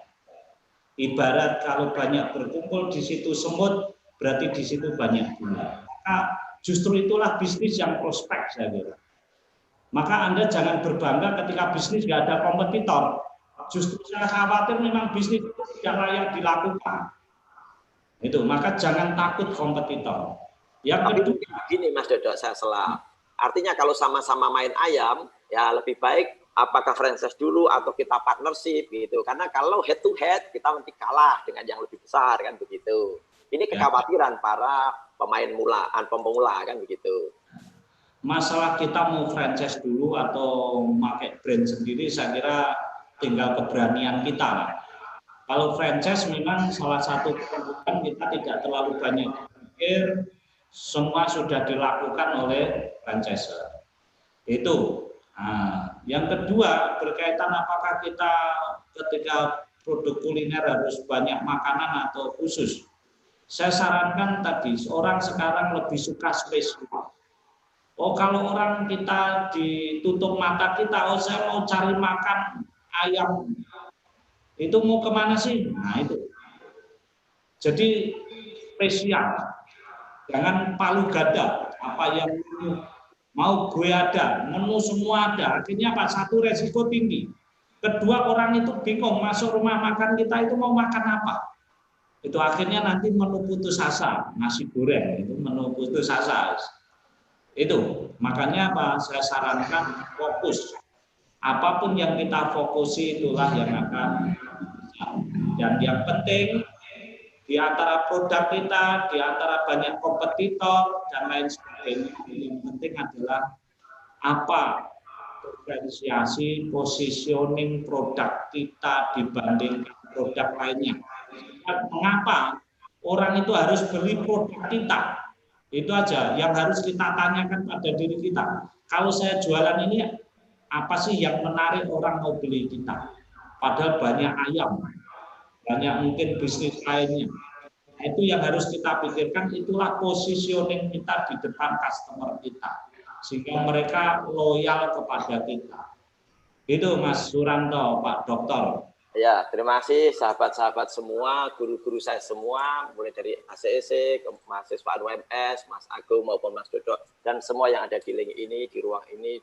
Alhamdulillah sudah sampai di penghujung acara. Sangat luar biasa sekali waktunya, semakin ke sini semakin banyak pertanyaan. Sebenarnya belum terkupas dengan baik. Artinya dalam tanda petik belum sampai tuntas gitu. Tapi sudah terurai tentang tahapan apa yang dipersiapkan menjadi calon pengusaha, ciri mental wirausaha yang kreatif dan inovatif, kemudian bagaimana memulai usaha dari bawah, contoh-contoh real usaha, memulai usaha, apa jalan dan kiatnya, semuanya sudah terkupas oleh dua narasumber ya. Kemudian modal, apakah itu penting, juga sudah dikupas oleh dua narasumber. Nah sekarang terakhir, apa pesan yang ingin disampaikan oleh Mas Dodo untuk sahabat semua, Mas Agung untuk sahabat semua? Monggo Mas Dodo dulu. Ya, pertama hidup kita harus terarah. Maka usulan saya, buatlah goal yang jelas dan terukur. Itulah yang akan memandu hidup kita, termasuk dalam kita berbisnis. Mulai sekarang, teman-teman mahasiswa, buatlah goal dalam hidup Anda jelas dan bisa diukur dengan manfaat. Dan setelah itu fokuslah pada goal itu. Karena sesuatu yang kita fokusi dialah yang akan membesar. Dan goal itu harus clear. Orang mengatakan clarity is power. Kejelasan goal itulah kekuatan kita. Terima kasih. Ya, sungguh luar biasa. Satu kata kunci dari Mas Dodo. Monggo Mas Agung. Kalau dari saya, jangan pernah takut bermimpi untuk menjadi wirausahawan. Karena tugas kita adalah mengejar mimpi itu, wujudkan mimpi itu dengan kerja keras, kerja cerdas, jangan pernah menyerah. Kalaupun kita ada masalah, ada kejatuhan, itu adalah dinamika. Sisi positifnya adalah saat kita jatuh adalah Tuhan mengajarkan kita untuk bangkit. Jadi yakinkan diri kita, kita tetap mampu untuk menatap masa depan, jangan lupa sedekah. Ya, luar biasa. Itu seperti petuah orang tua kita kepada anak-anaknya ya, luar biasa sekali. Nah, sahabat semua, ini sudah di akhir penghujung. Mohon maaf saya moderator jika ada salahnya, salah kata, salah ucap ataupun apa. Sukses buat kalian semua. Ingat, wirausaha itu sesuatu yang dilakukan, bukan hanya sesuatu yang diomong-omongkan dan diseminarkan saja. Ya, tetapi harus diadakan tindakan. Ya, itu lebih baik. Ya, sekali lagi harus ada tindakan gitu ya. Ingat, kesuksesan itu lebih baik daripada hari kemarin. Subhanaka wa bihamdika asyhadu alla ilaha illa anta astaghfiruka wa atubu ilaik. Sekali lagi saya, sahabat-sahabat semua dan para narasumber jika ada salahnya dalam ruang publik ini mohon untuk dimaafkan. Terima kasih. Assalamualaikum warahmatullahi wabarakatuh. Waalaikumsalam warahmatullahi wabarakatuh. Terima kasih Pak Dr. Suranto dan juga dua narasumber kita yang sangat kredibel. Wah, sangat menarik sekali nih sebenarnya pembahasannya. Yang pasti semoga mahasiswa-mahasiswa kita terbangkitkan jiwa entrepreneurship-nya. Baik, di penghujung acara kami selaku panitia minta maaf atas kesalahan baik yang tidak disengaja dari kita semua. Sebelum kita akhiri, marilah kita baca dengan bacaan hamdalah bersama-sama. Alhamdulillahirrabbilalamin. Billahi taufiq wal hidayah. Wassalamualaikum warahmatullahi wabarakatuh. Warahmatullahi wabarakatuh.